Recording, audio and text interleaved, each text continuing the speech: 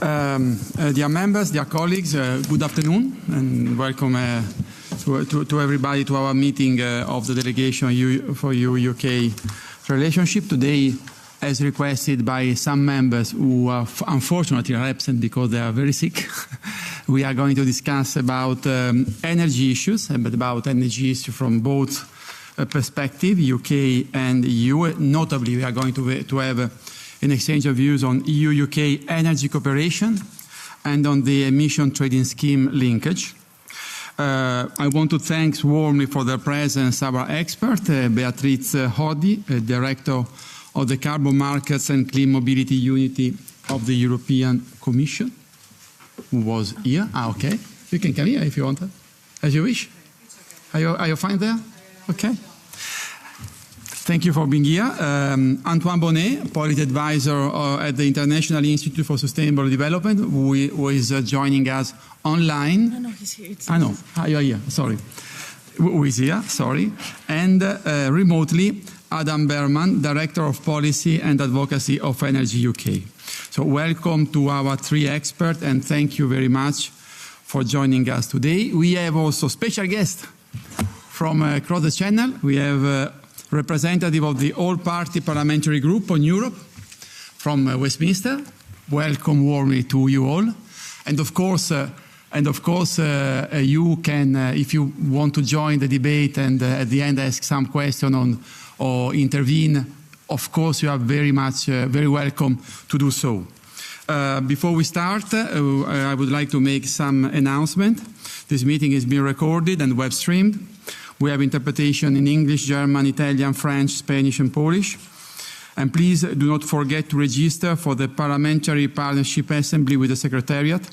We are going to London in November and we need to be a strong delegation at our British friend were in our Parliament in spring. So, I really count on all the colleagues to join us in this mission to London. Before starting, we have to adopt the draft agenda has been sent around. Any comments? No comments, so the agenda is hereby adopted. We need to approve the minutes of the meeting of the 10th of July of this year, where the minutes were circulated. No comment. Adopted. And now I open the discussion on EU-UK energy cooperation, and I would start giving the floor to Beatrice Hodi of the European Commission. Please. Many thanks, Mr. Chairman, and a pleasure to be here today, and also with colleagues from the UK. Just to start, that since 2021, the European Union and the UK have navigated a complex post-Brexit landscape in climate and in energy cooperation. So both the EU and the UK broadly share goals on climate action and energy transition. However, we implement the respective policies in these areas. So bilateral cooperation, just as a reminder, in climate and energy, like in many other areas, has been structured by the EU-UK Trade Cooperation Agreement and the Windsor Framework. We were making Brexit work. So the EU and UK also cooperate in the context of international agreements and initiatives. Paris Agreement, for example, we are today together in New York, UN General Assembly.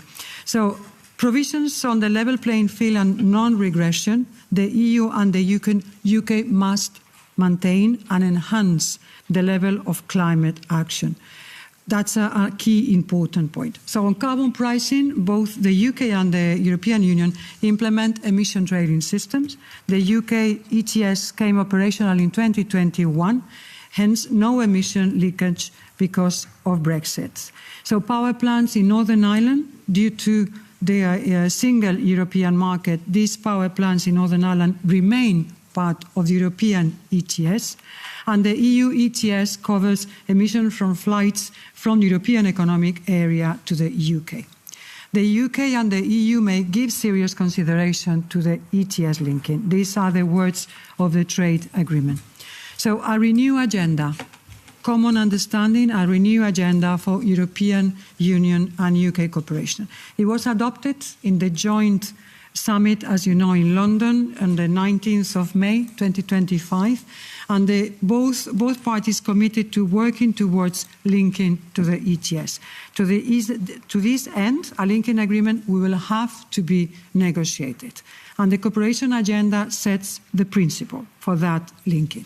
So let me just go to these principles. So in terms of material scope, the linking agreement should cover all the aspects of the ETS linking. The sectors in the scope of the ETS linking agreement are clearly defined, and UK alignment is agreed so as to avoid risk of carbon leakage or competitive distortions. Among others, this includes the sectors of electricity generation, industrial heat, excluding the part of individual heating of houses, industry, domestic and international maritime, and the same for international aviation. So for this scope, the agreement should ensure dynamic alignment of the United Kingdom with the EU ETS. So the agreement should provide for a procedure to further expand the list of sectors to be covered by the linking agreement. And the UK ETS cap and reduction pathway will be guided by the UK Climate Change Act obligations and what we call the NDC, the National Determined Contribution. They should be at least as ambitious as the EU ETS cap and reduction pathway. The linking agreement should create the conditions for goods originating in our jurisdiction to benefit from mutual exemptions from the respective European and UK carbon border adjustment, what we call the CBAM, subject to compliance with the relevant provisions of the EU and UK legislation. Within that scope, the agreement should ensure the dynamic alignment of the UK with the relevant EU rules underpinning the functioning of the ETS link.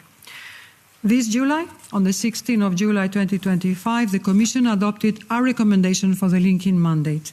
This recommendation for Council decision is now being considered and being discussed in the Council. Negotiations can only start once this mandate is in place.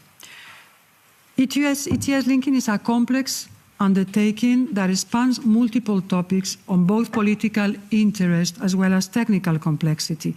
It's not only the ETS design per se and climate policy architecture, but also rules of financial market. As let's remind that ETS allowance are part of the financial market, as well as market oversight, trade and competitiveness policies, as well as digital solution for what we call the ETS registry, the entrance for the carbon markets. Compared to 2021, the EU ETS and the UK ETS have moved away from the point of closest alignment, as we were together, mainly on scope. 2 points here. The EU ETS covers flights from the economic area, European economic area, to the EU outermost regions, and the UK ETS does not cover flights from the UK to the UK outermost regions. Second point, since 2024, the EU ETS covers emissions from maritime transport, both national, domestic and international, which is something that the UK is looking into. The EU is also working on a revision of the EU ETS. The EU is also working on a revision of the EU ETS with an impact assessment and a legislative proposal coming in 2026. It will cover important elements, including the post-2030 ambition, and it will align with the 2040 target. Also cover market balance safeguards, integration of carbon removals, and the potential inclusion of waste. The cooperation agenda sets out the principle of dynamic alignment, which means that the UK shall align the UK ETS to the much bigger EU ETS. We are talking about a market in the UK of around 8% of the European one, as it is currently, and as it evolves in the future. This is necessary for the linking to work, and the material scope of linking should cover all aspects of the functioning of an EU ETS. Prospective benefits of linking are appealing, so the positive things is improved liquidity, reduced risk of carbon leakage, and access to more cost-effective emission abatement solutions. The EU-UK link would also provide the basis for a mutual CBAM, carbon border adjustment exemption. For the EU, preserving environmental integrity is a must, and the stakeholders' confidence in the carbon market remains also paramount. This has been at the core of the Commission work to establish a link with the Swiss ETS. And allow me to finish. An ETS link, as any relation, needs trust, work and commitment.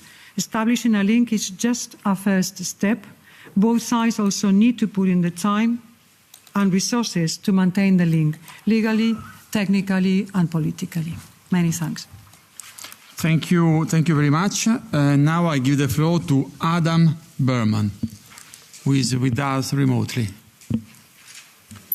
Thank you very much, Chair, and thank you for the kind invitation to speak to you today.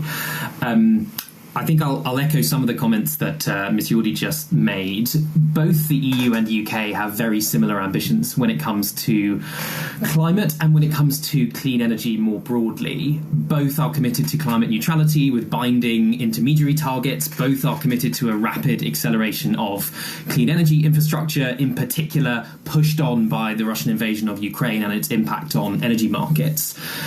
And in that context, I think it makes a lot of sense that the UK and EU committed to working toward a linkage through the summit that happened earlier this year and the common understanding. And as Ms. Jordi said, the reason for doing this is fairly clear in terms of better abatement opportunities, higher liquidity, a larger market. In short, the ability to achieve climate neutrality and decarbonise faster and at lower cost. And there is a clear benefit both for European and British companies, both of whom I represent in the energy sector, in creating a level playing field when it comes to emissions trading.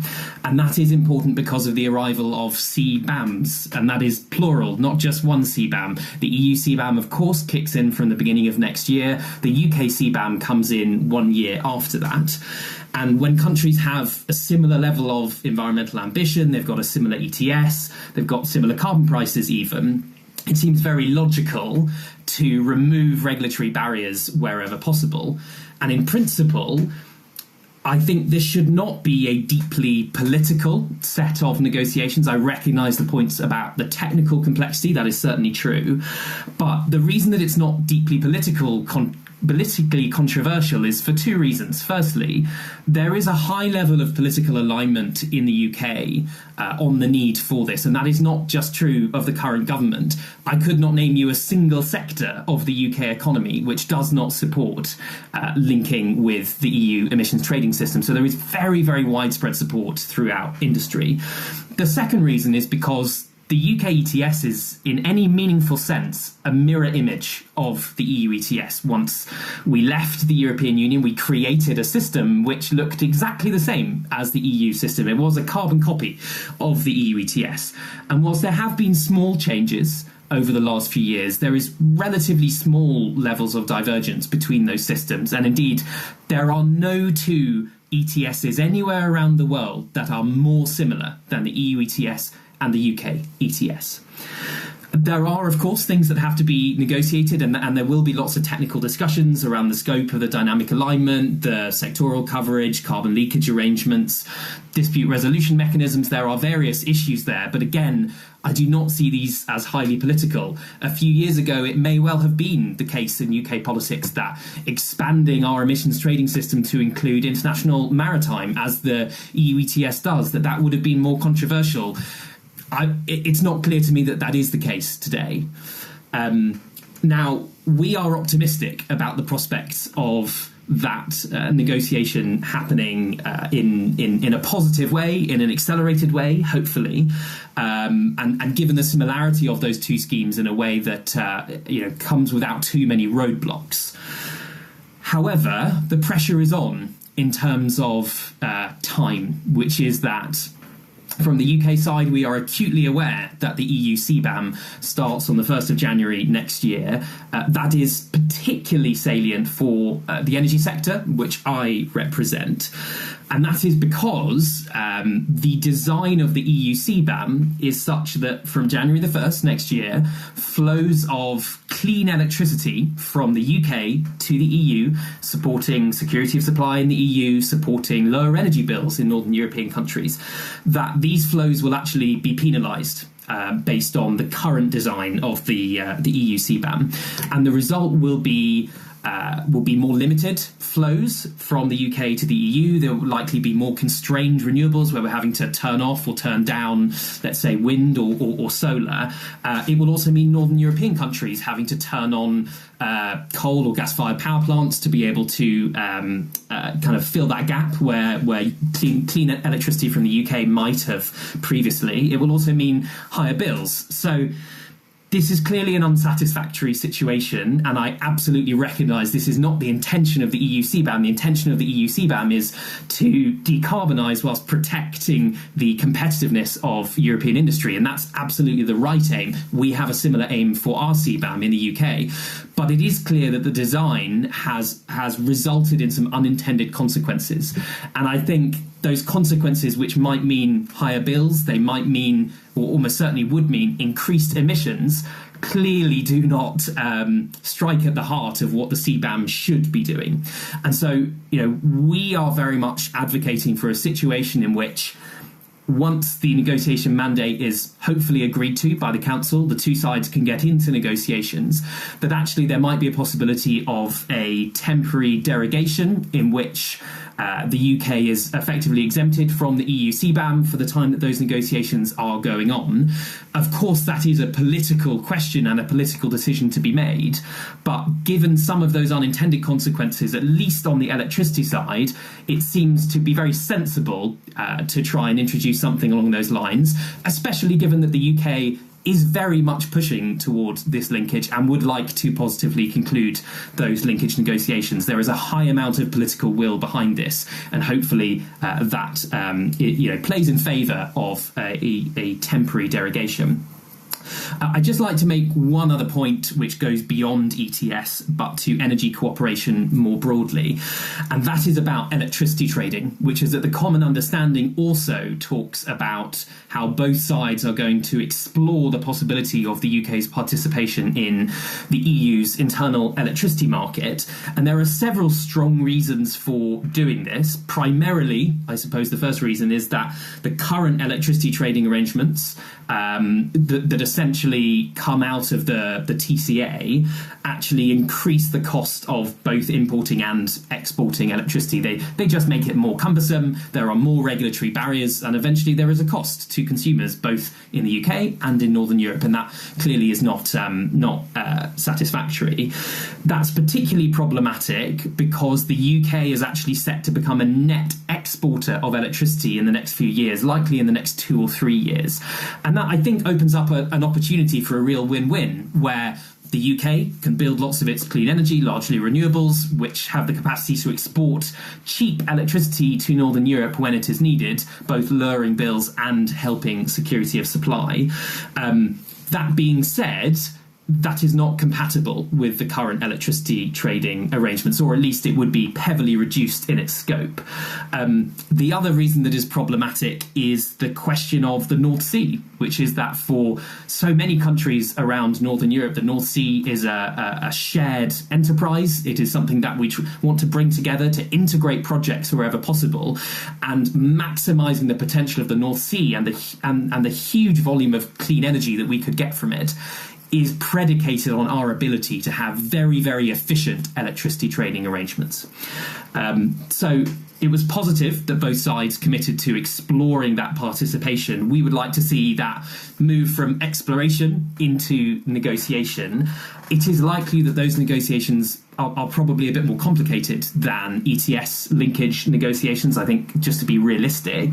And there are larger questions here about what dynamic alignment really means in practice, because there are so many areas in which you might see as falling under the scope of legitimate dynamic alignment between both sides. And I imagine that the Commission may well have different views to the UK government, and hopefully we can find a middle ground on that. The benefits are really, really significant there for both sides. So I hope that is something that, whilst the ETS is progressing at pace, that we can also look at and consider that it's in the long-term best interests of both sides that we successfully conclude those negotiations. Thank you very much. Maintenant, je donne la parole à Monsieur Antoine Bonnet, s'il vous plaît.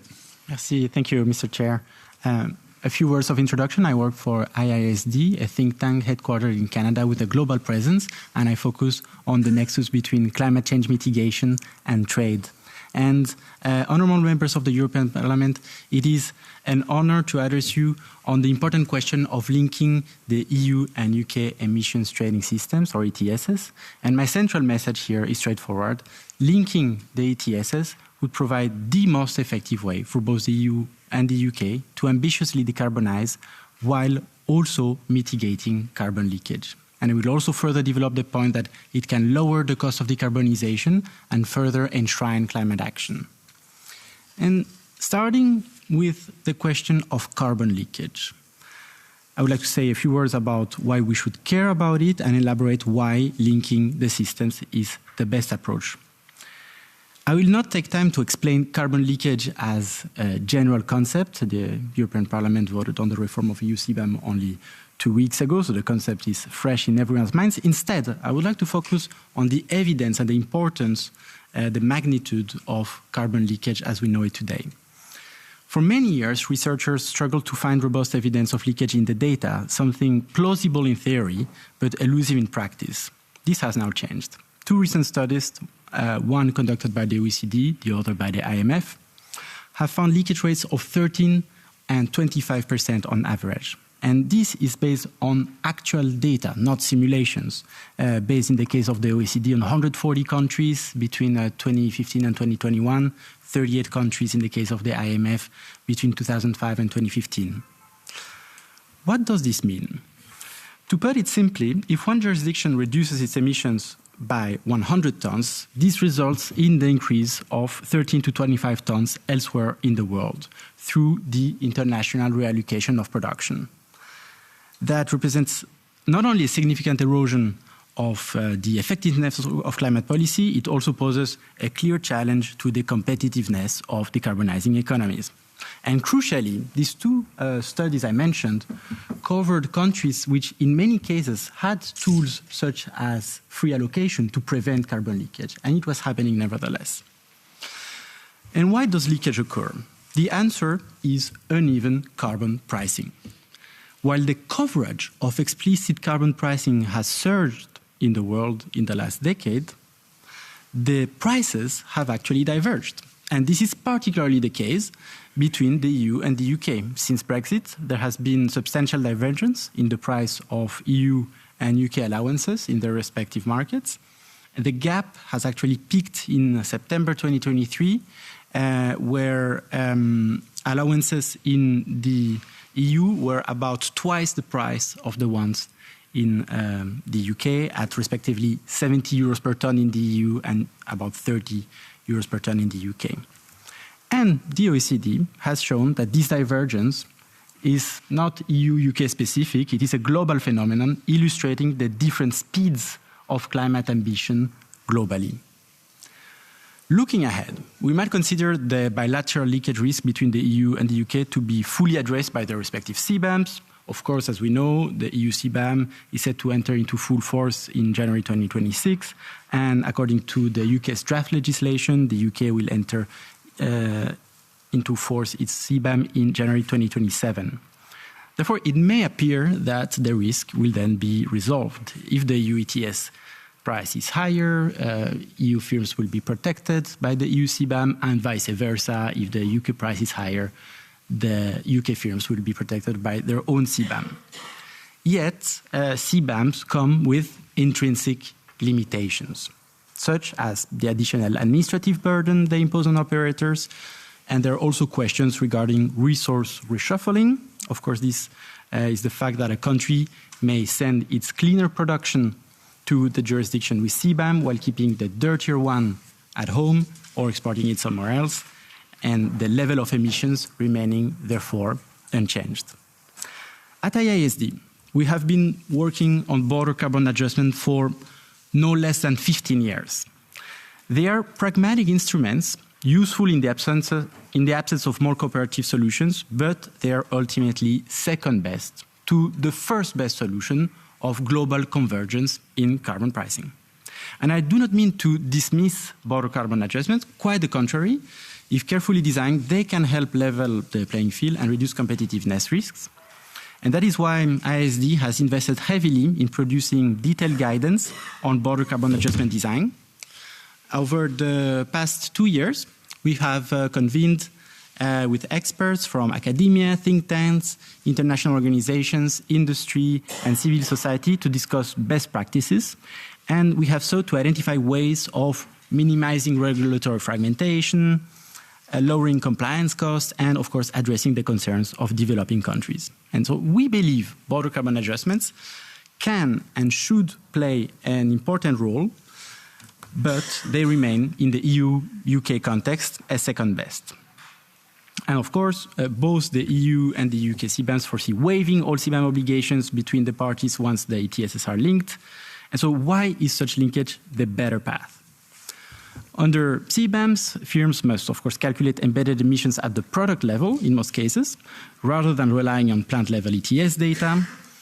That means, therefore, both for exporters and importers in the EU-UK trading relationship, this additional step. And in the specific case of electricity, under EU CBAM, a default average intensity is in all cases applied, which could address resource reshuffling that I was mentioning, but comes with the drawback that it may penalize clean energy exporters in the UK, as found by a recent LSE study. Under linked systems, none of this is necessary. Emissions are priced once, at source, and fully recognized across both markets. And this, of course, is important as bilateral trade flows said to be covered by EU and UK CBAMs are substantial. On one side, goods said to be covered by CBAMs, plural, represent 4 to 5% of bilateral trade. But for specific sectors, it can be much more substantial. So, for example, in 2022, 28% of the exported cement from the EU went to the UK. And in the same year, about 91% of all electricity exported from the UK went to the EU. This is, I believe, the core upside of linking, yet not the only one. Linking offers major upsides for the cost of decarbonization. If, for example, the EU and the UK each target the 5% emissions reduction, under unlinked systems, quite intuitively, they must both reach this 5% reduction, while under a linked system, they can find a cheaper decarbonization path with the jurisdiction with lower abatement costs decarbonizing more. And His Majesty's Treasury estimated that the UK would decarbonize less in this setup, but by more EU allowances, and see mutual gains in the range of 0.1% of GDP. Finally, and this is my last point, linking safeguards ambition. And both the EU and the UK, of course, aim for net zero by 2050, but political pressures can undermine these targets. Linking, as it requires coordinated caps, prevents one side from flooding the market. And therefore, this mutual constraint ensures objectives remain on track, limiting the risk of unilateral dilation of efforts. Thank you. Thank you very much. Colleagues, the floor is open. Who wants to ask the first question? Yeah, Carberry, please. Thank you. I just want to ask a question to Ms. Lordy, if that was okay. And as Adam was alluded to in his, maybe just to reference what he said as well, could you confirm that the Commission is ready to begin negotiations on the ETS as soon as the Council has voted to approve the mandate? And also, could you confirm that the Commission recognises the unique nature of Ireland's single electricity market, which operates across 2 jurisdictions, and that there is an openness to consider a temporary, time-limited suspension or disapplication of the CBAM in light of this particular situation, at least while negotiations are still ongoing? Thank you. Thank you. Anybody else? Okay, no, so I join colleague Carberry in some question. The force is the same, and it is mainly directed to the European Commission. What is the position of the European Commission on this idea of temporary derogation, which has been floated around also during this hearing today? The second is, I understand that the risk is of mismatch in the phasing in of the two systems, because the European system is supposed to enter fully into force the 1st of January next year. Is it right? Is it correct? Yeah, CBAM. So do you think that once that the Council has taken the decision to give you a mandate, is it realistic to think that we can make it by the 1st of January, or is it very difficult? And if it is too difficult, what does the Commission propose for this interim period? Let's call it like that, even if it's not legally correct. And to all the experts, if you help us to understand more precisely what needs to be really negotiating. I mean, it is dispute settlement. What are the real technical and legal issues which needs to be further negotiating? I mean, if you could explain us a little bit more about this, and that's it on my side. So I don't know. Maybe we could start with the Commission. I would say, please. Many thanks. Many thanks for the question. So first, to confirm that as soon as the Council adopts their recommendation, that negotiation can start. So we are in working groups on the Council. Tomorrow there's another one. When exactly is going to be adopted, I cannot say, but I think it's a problem of some few months and not clearly not 1 year. So next weeks or 1-2 months. But this is, of course, in the hands of the Council. Just to say that there is no. Let me clarify. Even if you know that CBAM dossier is led by our colleagues in DG Taxation, not by DG Climate, but okay, we work very hand in hand. So the conditions for a country not to apply CBAM are two. One, that there's a working link, so that there's an agreement concluded, full linking of the two ETSs, and then that the carbon price is the same carbon price, and there's no difference. So there are no considerations for interim arrangements. Let me be very clear on that. And just probably to add that UK has an electricity production tax on top of the ETS for the power sector. So this needs to be taken into account when we are talking about the price differences, but not exemption, where is a discount. That is a different thing.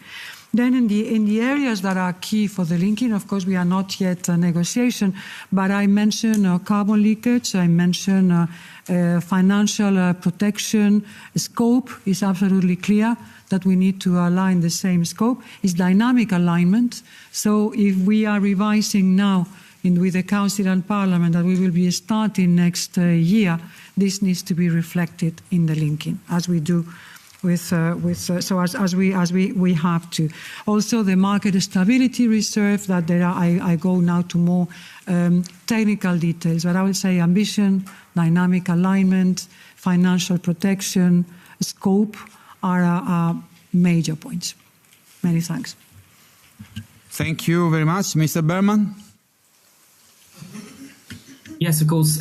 So I'll just make two points, particularly about an exemption or a derogation. So I recognise the formal position of the Commission when it comes to the legal possibilities of this.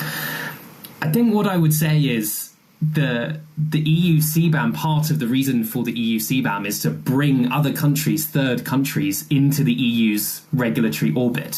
And it is working. This is a very clear example of that policy working.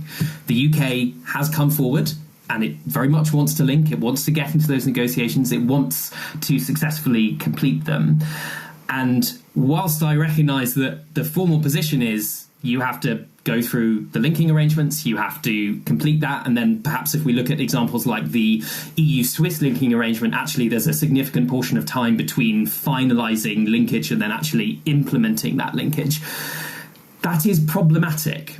And if one of the purposes of this policy is to bring other countries towards you, as is clearly the case with the UK here, then I very much hope that there will be also willingness to accept that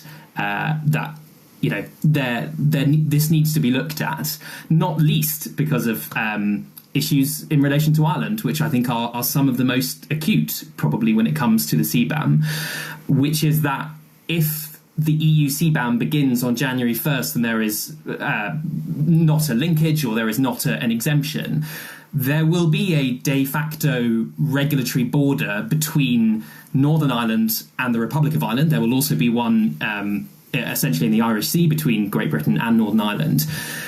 Again, clearly it is not the intention of the CBAM to essentially start intervening with, the Windsor Framework and kind of other negotiations about the trading relationship between particularly Northern Ireland and the Republic of Ireland, but that is the effect of it in practice.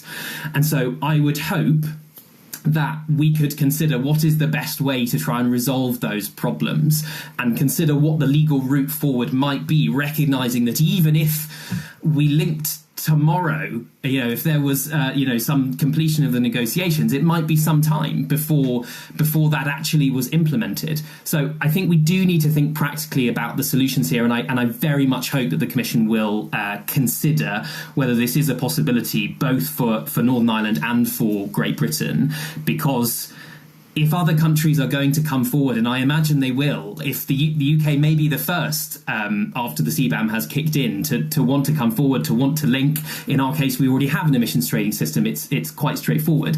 But there will be other countries in the future. And I think if there is a precedent established that, as long as countries have high environmental integrity for their system, the system is similar in design, they are willing to engage in good faith, as I think is the case here, then I hope that there is a legitimate rationale for what that temporary derogation might look like. Thank you very much, Mr. Bonnet. So I think what needs to be converged about has been very well covered. Just a few points of what perhaps actually doesn't need to be converged on. And a question I often get is, does it require convergence in CBAM? And actually the answer is no. As we have a good example between the Switzerland and the UK linkage, where one of the jurisdictions have a CBAM and the other does not. So the two systems can remain independent, although, of course, we would hope that this can also foster convergence between them. And another question I often get is about the question of phasing out free allocation. So here the commitments of the EU and the UK are not exactly the same, as the EU has a firm target for the full phase out of free allocation, while the UK does not at this stage. So is it possible to have two regimes with different levels of free allocation? Technically, yes. After all, within one ETS, you can have sectors that have more free allocation than others. Instead, one question that it poses is the competitive advantage you are giving to the one sectors in the one country that do still benefit of free allocation. Thank you very much. I understand that there is a request to speak from our friend from Westminster, Mr. Stephen, please. Mr. Chairman, thank you so much for permitting me to speak. My name is Stephen Gethins. I'm a Member of Parliament in the United Kingdom. Can I first of all thank all of you for your continued interest in UK-EU relations. For those of us who are passionate pro-Europeans in the UK, it gives us heart. So thank you, and thank you for letting us be here today. This is so interesting to listen into. Chair, with your permission, may I ask a question of our experts? Because as UK legislators, I'm interested in the areas where they think there are particular areas that we should be paying close attention to. And it was particularly concerning to hear the question from our Irish friends around what it means for the single market on the island of Ireland. This is so useful for us. Thank you, and thanks to everybody here. Thank you. Thank you. Thank you too. I think that the answer were clear. Maybe not what we expected, but they were clear. But thank you very much for your intervention, and we'll have the possibility later to talk to each of you. So, colleagues, if there are no other questions, yes, please. Thank you very much, Chair. I would like to ask a question which relates to ETS2, if possible, and I'd like to see the points from our both Commission and our guests, because as far as I understand, sorry for being late, I'm not quite sure, the plane was late, British Brussels Airlines. If I understand correctly, it means that UK ETS does not include ETS2 currently, and it means road transport and heating. And unlike EU, if I understand correctly, UK does not intend to introduce it in the near future, due to the political reasons mainly, I believe, and social reasons. And my question is, how a Commission, or let's say we as a EU, intend to reflect this situation, and also in the context where a group of member states which are refusing to implement ETS2 is expanding, is growing. So, thank you. Yeah, I think that this is one for the Commission. Please, Commission, you have the floor. So, yeah, just to clarify on the Irish, on the island question, that we are fully committed to the Windsor framework. On the ETS2, I mean, we are this possible link emerges from a trade agreement.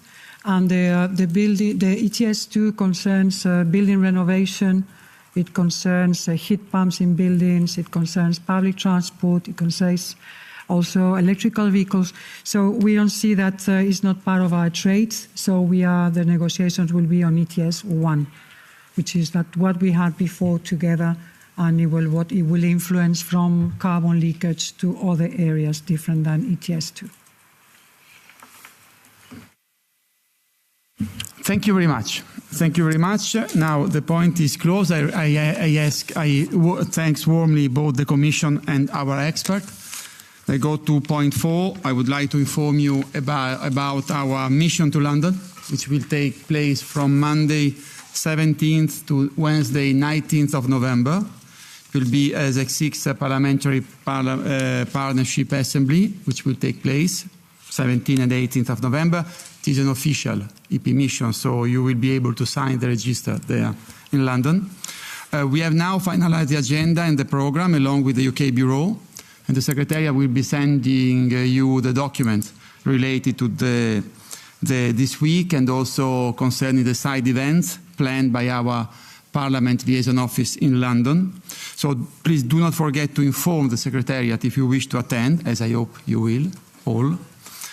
Because it is very important that we go in London in big numbers. And also please inform the Secretariat about the side events you would like to attend as soon as possible, because we need to organize them in time. Next delegation meeting will be on the 9th of October in Strasbourg, and it will be a joint meeting with the US delegation, where we are going to talk about EU, US, UK. So I'm looking forward to seeing you all there. We have to beat our US friends. Huh? Thank you very much.